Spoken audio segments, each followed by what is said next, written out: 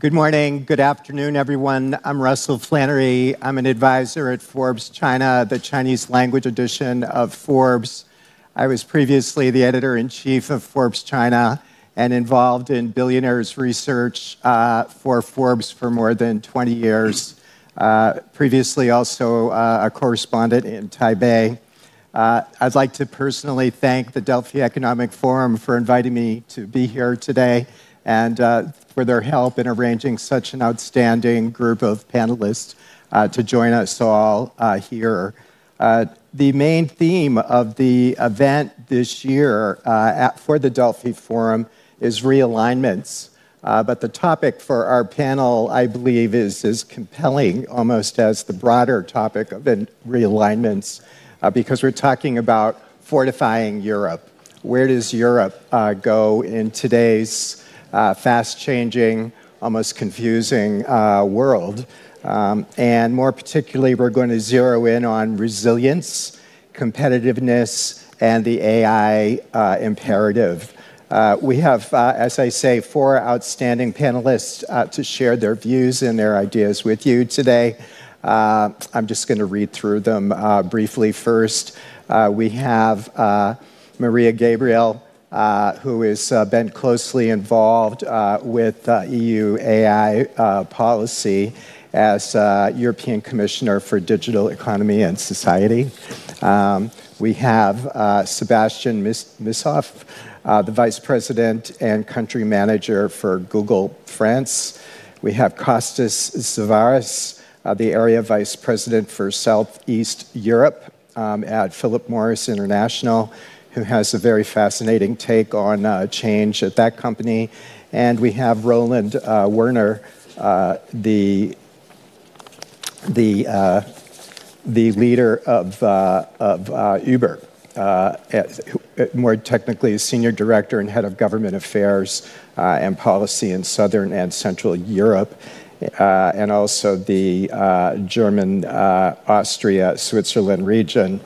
So thank you all for coming.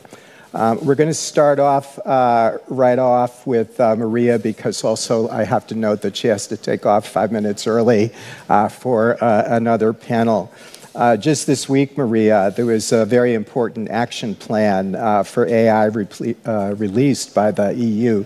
Could you tell us a little bit about the content of that plan, and then give us your take on why it's important and what it means for people here?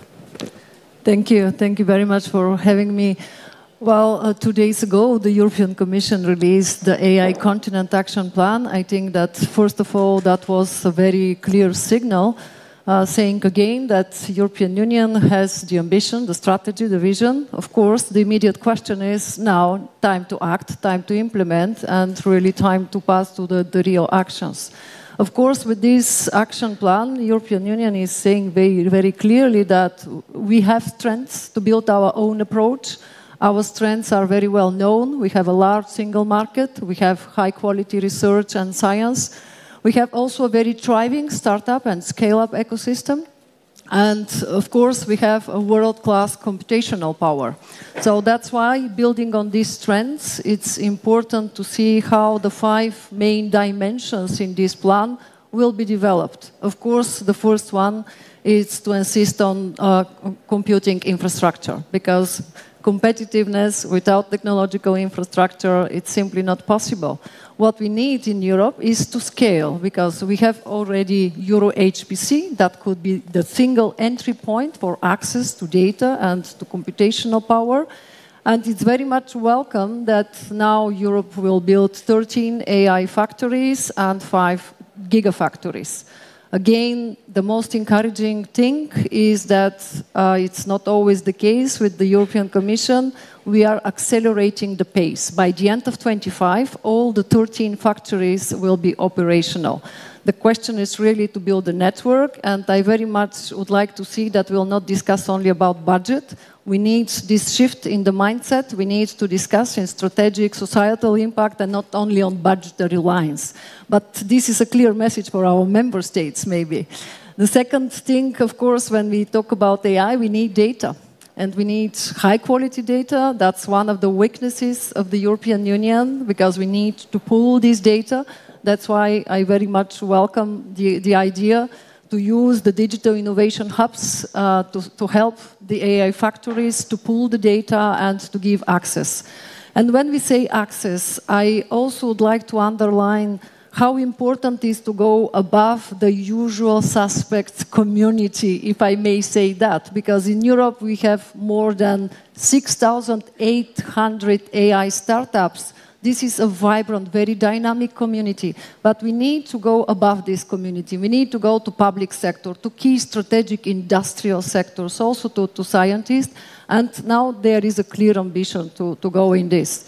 Of course, immediately talking about industrial sectors, we need AI algorithms and how they will be introduced, how they will be adapted and developed to those strategic sectors, from health to automobile. And again, here I would like to see something more concrete. The intention is here, the ambition is very good, but I think that the business is expecting a concrete roadmap, how that will be done. Finally, the last 2 points, AI talent, because without talents we can't really achieve all these ambitious goals that we have. Europe needs to be much more ambitious to attract talents from all over the world. With what's happening, actually, we have a real chance. I want really to see something that is much more ambitious. Marie Sklodowska-Curie Actions, it's a great program, but without a budget, without a great ambition, I don't see how we can achieve this. That's why I very much welcome the idea for an AI fellowships to build into international strategic partnerships and to see how we can attract much more, not only researchers, but also professionals. And finally, that's the very modern word now, to tackle the over-regulation. We have AI Act. There will be, for the first time, an AI service desk as a single entry point where businesses and consumers can ask, what's about the implementation? We already hear a lot of critics. We know that it's not easy, especially for SMEs and some sectors. So yes, I welcome the idea that there will be a team behind, because if we stay only with the announcement for a service desk, we know that that could be not so efficient. So if we can say in one sentence, now it's really time for bold decisions, for much more concrete actions, and what I would like also to see is clear responsibilities, who is doing what. Because we know what are our strengths, but we know also our weaknesses. Fragmentation of the single market, not enough investments. We need to reduce dependencies on key technologies. It's really time to go further. Good step, that will be my final word. It's a very good signal, very good step in the right direction, but this action plan should now start to work and to be implemented. Okay, thank you very much for the update on that important plan that just came out 2 days ago. Sebastian, Google, of course, is a household name around the world. Could you tell us just a little bit, by way of context, about Google's history, how it's been involved here in Europe, and then maybe just continue on how Google is a champion of software in the world and in AI with Gemini. What is Google's vision with respect to resilience, with respect to competitiveness and AI? Thank you very much. It's very humbling to talk about the history of Google in this place where we have thousands of years of history. The history of Google is a lot shorter. But I think the interesting point about kind of your dimension and kind of its relationship with Europe is like every project, you know, one thing doesn't change. It starts with a dream, it starts with a mission. In the case of Google, it was about making information accessible and useful for everyone, which was kind of the principle of the two founders on a campus. It was already created by the two founders, one whose family had migrated from Russia in the 1980s and kind of found his partner and kind of started Google with the mission. Once you have the dream, you start with kind of a product that scales to different countries. And very quickly, I think the success of Google has been about finding the right balance between a global product and understanding where we need more autonomy and a regional specific presence and specific building offices in Europe, and finding the right balance between a product that works everywhere and obviously respecting and acknowledging the different regulation, cultural differences that we have in the different countries. And I think it's actually one of the most important challenge about everything we are discussing about making AI successful is finding the right balance between the speed of kind of the scale of some of the technology and the local presence to make sure that we accompany the best way possible regionally. I think to the second part of your question, Google is deeply committed to make sure that this AI revolution that we are talking about is successful in Europe. And you mentioned a couple of things that I think are really important. The first one, for us to succeed is really about resilience. And I think you talked about the data infrastructure, but we always kind of have the perception it's a lot about software, but it really starts at the beginning with having the right infrastructure. That's the first step of the resilience. And when it comes to Google, we have been heavily investing in some of them. It's true for some of the cable between Europe and the United States, where we have been co-investing. It's true here in Greece with MedBlue, which is a cable moving from Italy to Greece and kind of playing a key role to making sure the information is there. So the infrastructure is absolutely critical and is playing a big part. The second part from an infrastructure is making sure that we work with the telco operators to make sure that physically in the different regions where we operate, we provide this fast access to information. Once you have the resilience right, the second part we talked about is competitiveness. Competitiveness is about absolutely continuing to invest in research and development, which is happening a lot in Europe. We have, to your point, incredible talent, incredible university, where a lot of this talent is happening. The opportunity about getting them to work together is probably the next step in terms of accelerating the competitiveness there.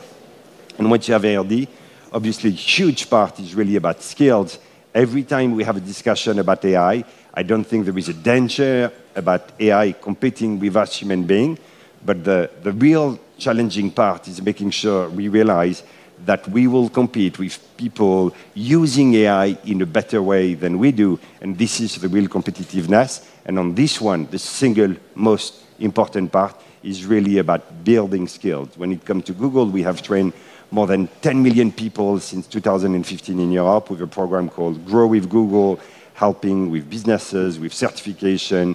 There's thousands of jobs open today for data analysts, for data architects. We need to make sure we provide the right skills to get the people to be able to be the actors and kind of really champion the competitiveness of Europe. And then obviously, as part of the competitiveness, the more we will have, again, to your point, kind of regulation which help us to scale quickly across Europe, the faster we will move. When we have kind of 27 slightly different rules on consentment, on cookies, on this dimension, it slows down kind of the level of scale and the opportunity for Europe. And last but not least, I think the part on regulation is obviously also a critical dimension. I think make sure it starts with the envy, with the opportunity. It's an extraordinary opportunity for Europe. It's a huge market. If we scale it correctly, if we get the right level of innovation and kind of create that as an opportunity, it's a huge chance for Europe. I think for Greece alone, I have read it's kind of an additional 10, 12 billion of GDP opportunity over the next couple of years through some of the AI transformation. It's a big opportunity. And on this one, kind of the more we make sure that create kind of a regulation that start with the problem we are trying to solve, that is risk-based and kind of enable us to scale faster in Europe, the more we will have this opportunity. And I think, as I conclude, this agenda very much resonates, I think, to my own journey. I'm French, Swiss. I am married with a Greek wife, Eleni Kastotelos, with some of you, have the chance to speak 5 European languages and have really seen kind of this relationship across Europe kind of building and working together toward this opportunity. And within Google, we have this kind of global, local dimension. My boss is English, her boss is German, working for an Indian CEO. And I think this ability to work together is really kind of an extraordinary opportunity and the path ahead for Europe. Okay, thank you very much. Philip Morris has had a remarkable journey from global fame as a tobacco products maker to now a maker of smoke-free products. Let's talk a little bit about competitiveness and maybe not so much on the technology side of AI. How do you see the role of businesses like Philip Morris in driving innovation and competitiveness within the EU region? Yes, so Maria, I think, talked about scale and ambition.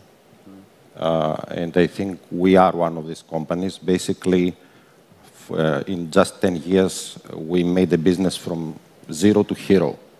I'm talking about the smoke-free products. And if that is a buzzword to some of you, it's about the heated tobacco products that I'm sure many of you know and some of you potentially are using. So this business today that started for us 10 years ago only represents 40% of our revenues globally.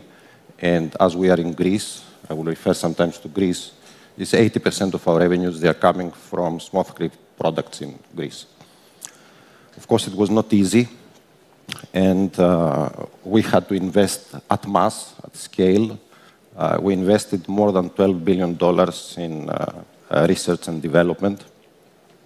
But today, I think from a competitiveness perspective, we contribute the best that we can in terms of the European competitiveness. Our tax contribution, country by country, is minimum 1% of the total tax revenues. And in some markets, some of the markets that I manage, at least Southeast Europe, it exceeds 2% of the total tax revenues. I think important to mention is about exports. This is important, I think, when it has to do with the competitiveness in Europe. Our exports, they are around $20 billion for the years 2019, 2023. Just to give you some examples, practically speaking, in Greece, our exports are more than 400 million euros. And in Romania, which is the country where I'm based right now, we export at the value of 50% of wheat, which is the most famous, in terms of value, agricultural product of Romania. If you take Italy, we export more heated tobacco units than olive oil for the country. So, of course, we have invested a lot. We created this business from nothing, and we will continue to invest under the right conditions. I think it's important to mention what are the right conditions. And here, I don't think we should, invent the penicillin, frankly. I'm sure many of you that running businesses understand that, what a business needs in order to prosper is stability, predictability, and encouraging, investments and innovation. Just to give you some examples, when it comes, for example, to excise taxes, Greece is a good example. Greece has stability when it comes to excise taxes in our industry. Other markets that I know very well because I manage these markets, Romania and Bulgaria, they have long-term tax calendars, recently actually voted in Bulgaria. And these tax calendars, they don't have sharp tax increases. So it's almost like the inflation, or a bit more, a bit less, but it's fundamental for the business, for a business like us, because we are able to invest, it's predictable, we know where it goes. So it's important. Greece, in terms of the regulatory environment, took it a step further. The role of smoke-free products actually are recognized as a pillar in the policy of the country against basically smoking. Together, obviously, with the other pillars, which is cessation and prevention.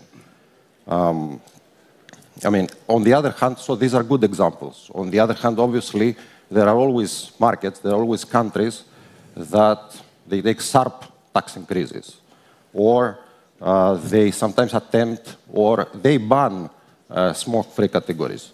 Obviously, what happens in this case is always predictable. You have booming of illicit trade. You have declining government revenues. You have obviously no investment, and I think the most important is taking out the possibility from smokers, from adult smokers, to have a choice of a better alternative. So if what are the right conditions basically is urging the European regulators to follow the good examples, just like the ones that I mentioned. I mentioned Greece, I mentioned Bulgaria in terms of predictability and stability, I mentioned Romania. I mean, these are conditions, I think, for us to continue investing and contributing to the competitiveness of Europe. Okay, thank you very much. Follow good examples, good idea. Sounds like good advice. We're also thrilled today to have another household name in tech around the world with us, Uber. I'd like to ask you the same question that I asked Sebastian. Can you set the table a little bit? Can you give us some context about the history of Uber? And then go on to tell us a little bit about Uber's vision with respect to resilience and competitiveness and AI here in the EU. Yeah, first of all, many, many thanks really for giving us the opportunity to talk, to come together here in Delphi. For me personally, I'm very delighted to be here again. I was here once, the first time, when I was a very young boy. And I learned back then already it's the place where you have to ask the question and then you get some answers and then we do better afterwards.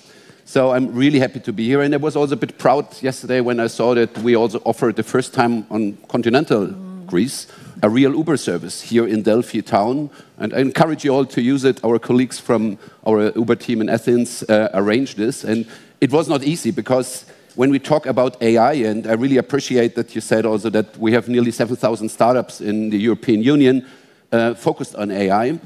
What we want to do it to bring it to thousands, tens of thousands, hundreds of thousands to small and medium enterprises to leverage the opportunities of AI.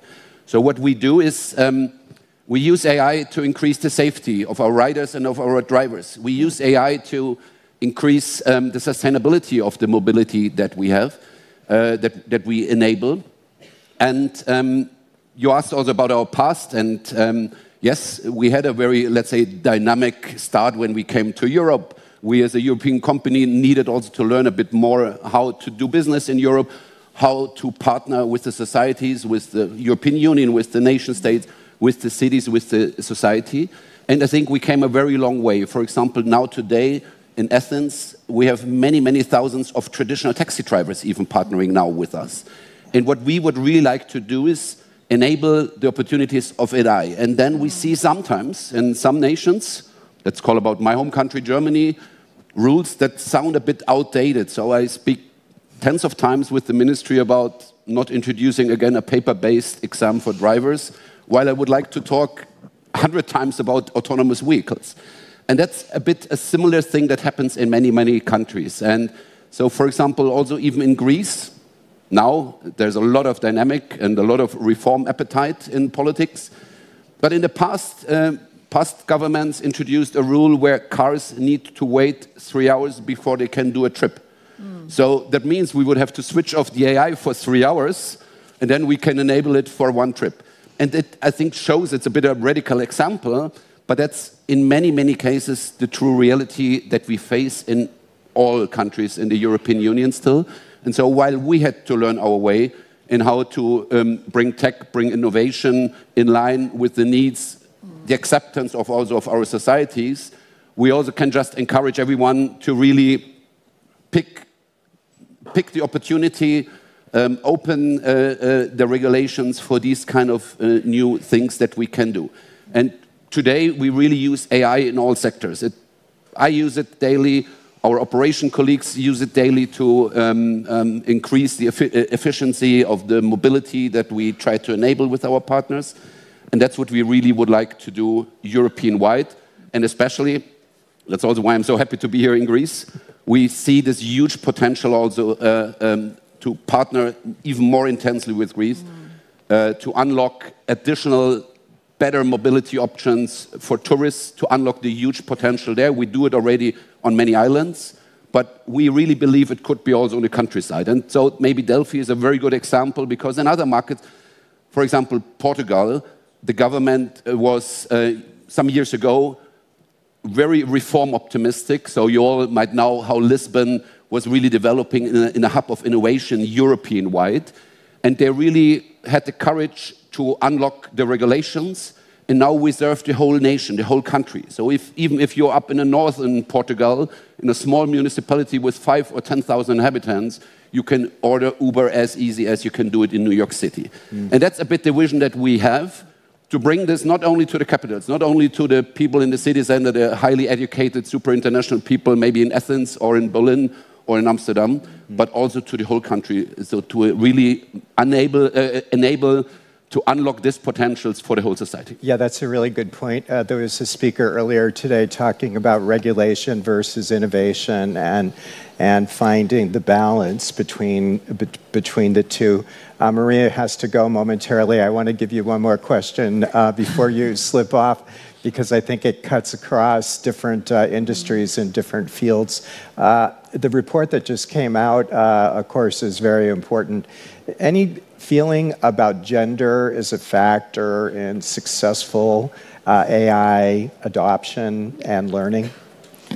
Well, I think I'm always thinking in terms of opportunities and challenges, because for sure AI is giving a lot of access to many new opportunities, but also there is a lot of challenges. And when we talk about gender, again, key word for me is data. If we don't have diverse and we access to diverse data, we risk really to reproduce some of the bias and the stereotypes. It's very well known, the different examples. If during 30 years in a company there was no single woman at a very high level position, of course the algorithm will not detect the right candidate. But at the same time, I think that is giving a lot of opportunities, because I see now a new generation. The young girls are absolutely passionate about this. By the way, when we look at this generational difference, young girls, 9, 10 years old, 90% are interested in AI and new technologies. But after the university, there is only 6 of 100 women that are making career in this field. So something happened in between, and that's why we need the support of the government, but also of the business, because without the business, I don't believe that we are able to do it only with announcement, communications on regulation even. And taking just another example on this diverse data, I'm very happy that the European Commission announced that, especially when we'll talk about data and gender, there is a particular field with great potential. It's cardiovascular diseases and the lack of data about women in this field. So health stays a crucial domain. Final point I want really to underline, when we talk about regulation, it's really important to make a difference between regulation that is hampering innovation, but also regulation that is giving predictability and clarity. So that's what we need, actually, a real work on this distinction. Otherwise, we'll risk to continue always the same debates, too much regulation, not enough regulation. So thank you for giving very concrete examples where to look and how to do it. Thank you. Okay. Do you have to step up stage? Yep. No. Thank you very much. Thank you. May I just comment?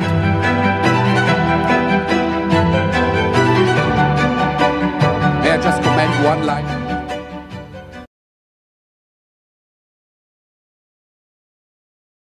And just a small add, that all my colleagues here in the Greece team, they're all women. So I really think tech, women, AI, the future should be much, much more women-orientated than ever before. Thanks a lot. Thank you. Thank you, gentlemen. Our time, as you can see, is up. It's a big topic, plenty to think about. And by all means, come in and make new friends with our guests here today. Thank you for coming, everyone. Thank you very much.